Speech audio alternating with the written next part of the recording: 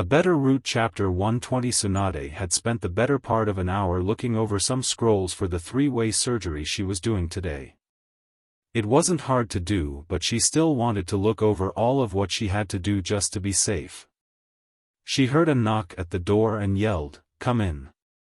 Conan walked in and she was holding a small jar. "Lady Tsunade, there's something I must speak to you about if you've got the time." Tsunade had plenty of time, of course. "What's up?" Conan set the jar down on the table. "Well, I'm not sure who else to turn to with these. I haven't even told Kakashi-kun about this." Tsunade picked up the jar and nearly fainted when she saw what was inside. "Are these?" Conan shifted around nervously. "Yes, they are." Madara blinked a couple of times. "I'm sorry, what did you just say?" Zetsu gulped. "We found Nagato's body, but his Rinnegan were gone.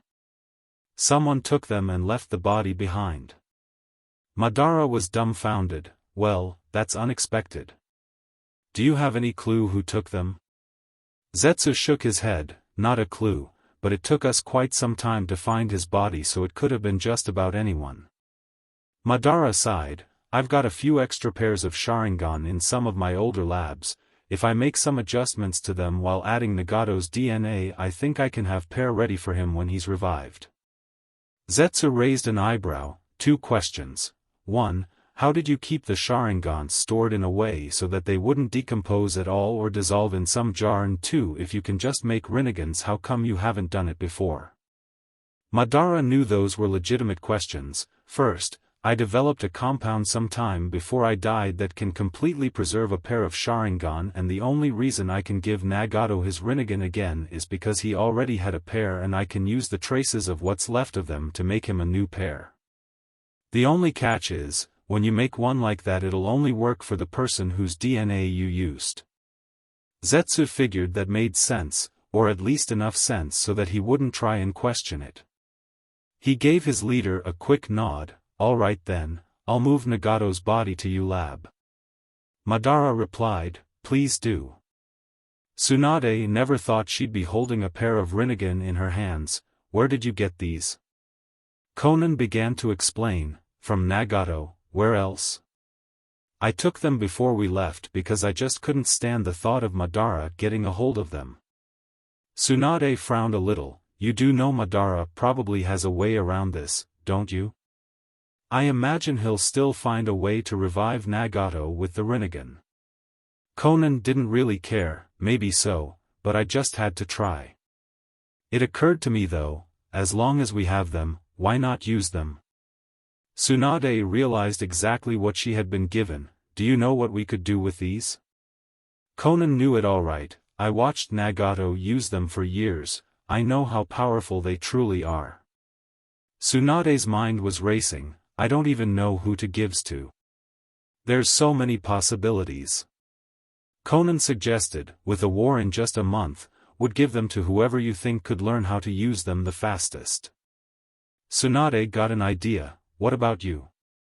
Conan did get it. "Me? Why on earth would you give them to me?" Tsunade had been thinking. "You said it yourself, you saw him use them for years. With you knowing all of the tricks he had, you're gonna have the easiest time out of anyone learning how to use it." Conan wasn't so sure. "Shouldn't we at least ask Obito about this?" Tsunade could do that right now. She opened the office door and walked out for about 3 minutes, then she came back with Obito. They were walking and talking. "So what do you think? Should we give them to Conan?" Obito thought about it. "Well, I think that out of anyone she has the best chance of using them successfully. If she's okay with it, I am." Conan was still skeptical. "Shouldn't you consult the council about this?" Obito shrugged. "None of them know anything about the Rinnegan, so they just asked me what I thought we should do. It would just be a waste of time." "So, are you in?" Conan wasn't sure if saying no was even an option. I supposed I am, yes." Tsunade looked over the eyes again. "Only problem is, I think one of these is too damaged to work with." Conan knew why. "Sorry, while I knew how to get them out, I really didn't know much about preserving them."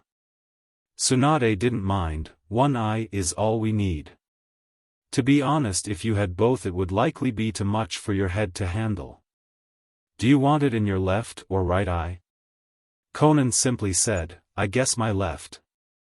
When are we going to do it? Tsunade already had that figured out, when we're doing the Uchiha boys.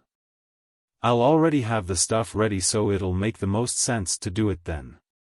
Conan gulped, alright then, I guess I'll go and get ready for the surgery. Tsunade watched her leave and asked Obito, so how's it going between her and Kakashi? Obito smiled, they're doing great. Even talking about maybe getting a place of their own when the Uchiha compound is accessible again. Tsunade was glad to hear it, that's good, they make a really cute couple. Obito chuckled, yes, I suppose they do. Naruto was starting to have one of those moments where he couldn't decide if he loved or hated his father. The notes on the Raisin Shuriken may have been hard to understand, but the yellow flash notes felt unreadable. Half of that was because of the second Hokage might have actually liked to use even more technical terms than Minato did. Even Neji hadn't been able to tell Naruto what a lot of this stuff meant. He ended up having to use one of the Uzumaki books on the sealing arts to look up a lot of these terms. Naruto set the scroll down and rubbed his eyes. I think I'm gonna jump off a cliff if I have to try and understand any more of this crap. Hinata had been reading some scrolls herself and heard Naruto complaining, Naruto-kun, you must have known this stuff wouldn't be easy. There's a reason that so few people have ever learned it. Naruto groaned, I know, but how the hell can I complete it if I can't even understand it? Kurama cut in, you're really overcomplicating this, you know that don't you? Naruto jumped a little bit. He still wasn't used to Kurama being able to talk to him any time he wanted. Hinata-chan, I've gotta talk to Kurama for a second. Is that cool? Hinata found it a little strange that her fiancé literally had voices in his head, but also found it very funny, sure Naruto-kun. You go and talk to the crazy people in your head for a while. Naruto snorted a little but laughed, actually it's just one crazy-ass fox. So Kurama, what did you mean I was overcomplicating it? Kurama told him, just make about a dozen clones, have all of them reading different sections of the notes and have them trade off with another clone when they're done. When it's over you'll have 12 clones that read the notes and each of them will have taken something different away from them. All you've gotta do is dispel them and you'll have a much better idea of what you're working with. Naruto couldn't believe he hadn't thought of that, that actually sounds pretty good. Thanks a million Kurama. Kurama just said, yeah, just get to work. I want my container to kick the shit out of Madara. Naruto was gonna do just that, you've got in Kurama. He turned back to Hinata, he's actually really helpful sometimes. He made about a dozen clones like he'd been told and they all went to start reading the scrolls. Now I can just go do whatever I want for a while. Hinata set the scroll down and walked to the bedroom. She swayed her hips and said seductively, in that case, why don't you help me get my cardio in for the day? Naruto chased after her, my pleasure. Once the surgeries were done and everyone had woken up and gotten used to their new eye, they all met up in lobby to get a look at one another new eyes. Sasuke looked at Kakashi and Itachi. So now do we know who's got whose eye? Itachi had gotten it straightened out beforehand, well, I got Sasuke's eyes, Sasuke got Kakashi's eyes, and Kakashi got my eyes. Kakashi was loving this is so cool. It's like the way Itachi sees the world, why is everything so much more boring? Itachi rolled his new eyes, oh haha, very funny.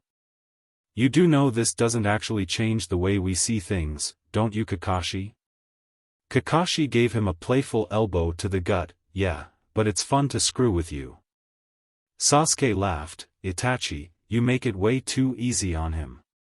As they were talking Conan walked out, hello everyone, glad to see our surgeries went well. Kakashi didn't remember her having any surgeries, Conan-chan, why did you have a surgery? Conan pushed her hair out of her eye and showed them her new Rinnegan in her left eye. We were only able to salvage one, but we felt since I have the most knowledge of it I'd be the best person to give the Rinnegan we got from Nagato. Kakashi looked at her new eye. Conan-chan, this is amazing. I mean, you've got two different eyes. It looks really badass, kind of sexy actually. Conan giggled at that last part. Well, thank you very much, Kakashi-kun. I'll be giving a little treat for saying that once we get home if your parents aren't around. God, I'm too old to say that. Kakashi pulled a piece of paper from his pocket. Well, maybe we won't have to worry about that anymore. They've finally cleared us to start fixing up some of the old buildings in the Uchiha compound. I was thinking maybe you and I could move into one of the house we fix up. Hana and Itachi are gonna live there too, and maybe Sasuke and Karen. Conan saw that the paper was some permits for the Uchiha compound stuff. This is great, Kakashi-kun. How soon can we do it? Kakashi looked over the paper. Well, most of the house weren't damaged too bad when my grandma tore the place up. It's been a while since we've been in there though. I'd say it'll be after we get back from the war that the guys we hired will have it done. Conan loved the sound of that. I can't think of a better thing to come home to. Kakashi leaned in for kiss. Me either. See you in the next one.